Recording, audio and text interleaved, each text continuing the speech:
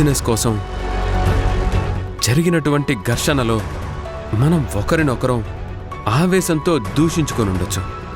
అంత మాత్రాన మాకు మీకు మధ్య రిలేషన్ ఏర్పడ్డా కూడా అవన్నీ మనసులో పెట్టుకుంటే ఎలాగా? అంటే జరిగినవన్నీ నేను అంత తేలిగ్గా మర్చిపోవాలా? ఇంపాసిబుల్. ప్లీజ్ అండి, ఒక్కసారి పెద్ద మనసుతో ఆలోచించండి. బాలు నా తమ్ముడు, శశిరేఖ మీ కూతురు. వాళ్ళిద్దరూ ఇష్టపడి పెళ్లి చేసుకున్నారు. పెద్దవాళ్లుగా మన దీవెనలని కోరుకుంటున్నారు. మీరు ఒప్పుకున్నా ఒప్పుకోకపోయినా ఇప్పుడు మీరు మాకు వియ్యంకులే అవుతారు. అందుకే ఆ గౌరవంతోనే మిమ్మల్ని మనస్ఫూర్తిగా ఫంక్షన్కి రమ్మని ఇన్వైట్ చేస్తున్నాను. నువ్వొచ్చి పిలిచినంత మాత్రాన నేను ఒప్పుకుంటూ రావాలా? అది జరగని పని. దుర్గాప్రసాద్ గారు, బిజినెస్ అన్నాక 1,00,000 ఉంటాయి. జరిగిందంతా నేను మర్చిపోతాను. దయచేసి మీరు కూడా అవన్నీ మర్చిపోండి. మా ఇంటి కోడలి తండ్రిగా మీరు తప్పకుండా ఈరోజు ఫంక్షన్కి రావాలి. కొత్త జంటని ఆశీర్వదించాలి. మీ రాక కోసం మేమందరం ఎదురు చూస్తూ ఉంటాం. దయచేసి తప్పకుండా రండి.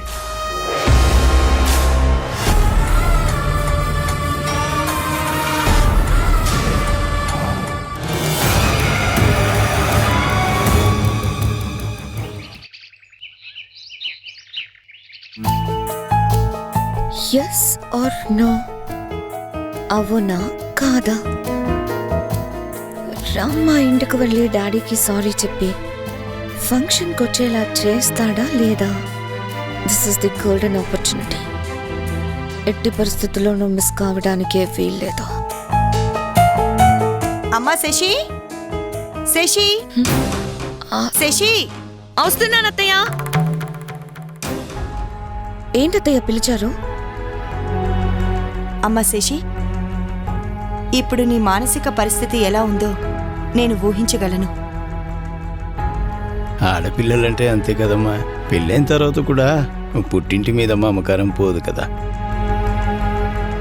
శశి, నువ్వు ఎలాంటి దిగులు పెట్టుకోవద్దు. మా పెద్దాడు రాము మీ డాడీని తప్పకుండా ఫంక్షన్కి తీసుకొస్తాడు. అవునమ్మా, ఇక నువ్వు సంతోషంగా ఉండు. అత్తమ్మా,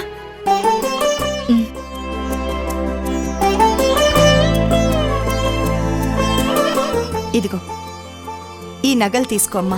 ఈ ఫంక్షన్కి నువ్వు కంచి పట్టు చీర కట్టుకుని ఈ నగలన్నీ పెట్టుకో. శశి, ఇదిగో. వద్దత్తయ్య, నాకు ఈ నగల కన్నా మీ అందరి ప్రేమాభిమానాలే ముఖ్యం. వీటిని ఈ ఇంటికి పెద్ద కోడలైన సీతక్కకే ఇవ్వండి. బావుందమ్మా, మీ తోడి కోడళ్ళిద్దరూ భలేగా ఉన్నారు. వీటిని సీతకిస్తేనేమో తానేమో నీకిమ్మంది. ఇప్పుడు మళ్ళీ నువ్వేమో సీతకివ్వమంటున్నావు. ఎలాగమ్మా? చూడమ్మా, ఎవరికి ఇవ్వాల్సింది వాళ్ళకే ఇవ్వాలి, ఎవరికి చెందాల్సింది వాళ్ళకే చెందాలి.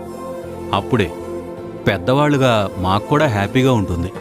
మావయ్య గారు, మీ మాటని కాదంటున్నందుకు నన్ను క్షమించండి. మీ అబ్బాయిని పెళ్లి చేసుకుని వచ్చిన నన్ను మీరందరూ ఎంతో ఎంతో అభిమానంగా చూసుకుంటున్నారు.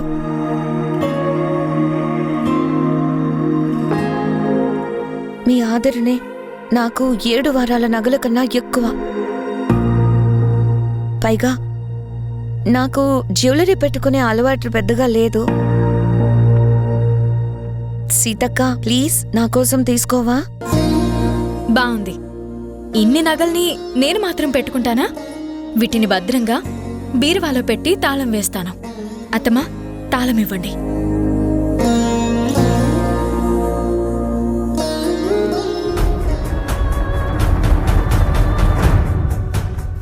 తీసుకో.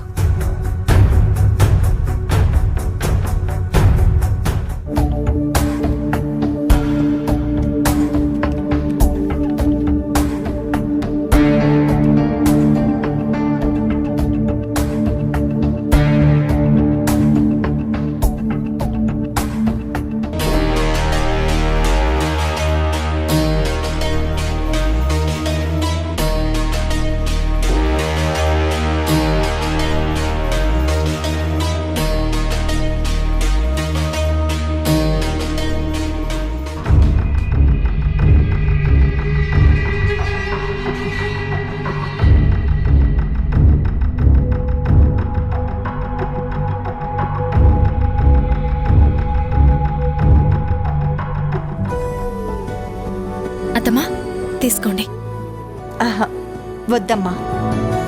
కోడళ్ళింటికొచ్చాక ఇంకా నాకు ఈ తాళాల గుత్తిని మోసే బరువు బాధ్యత ఎందుకు? మీ ఇద్దరిలో ఎవరైనా తీసుకోండి.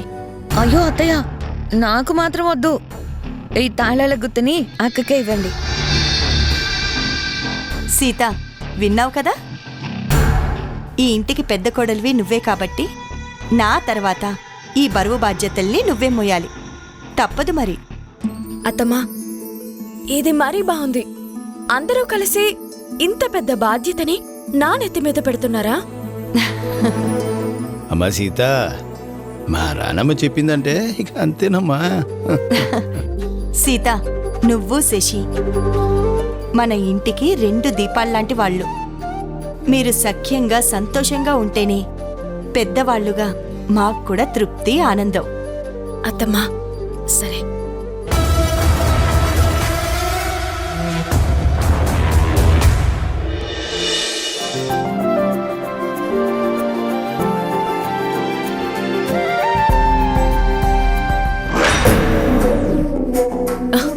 ఫంక్షన్కి టైం అవుతుంది. ఆయన వచ్చేలోగా నేను అన్ని పనులు ముగించేసుకోవాలి.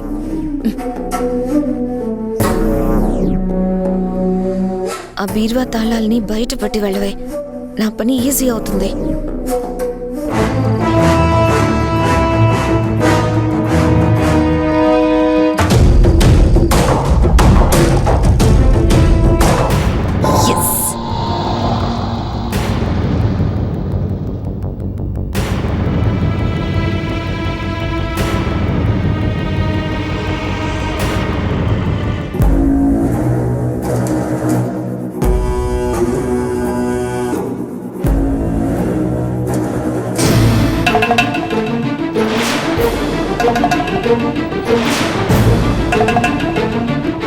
అమ్మో, సీతమ్మ గారు లేని టైం చూసి ఈ శిశిరేఖమ్మొచ్చి దొంగలాగా తాళాలు నట్టుకెళ్ళిపోనాదంటే కూలమ్మో.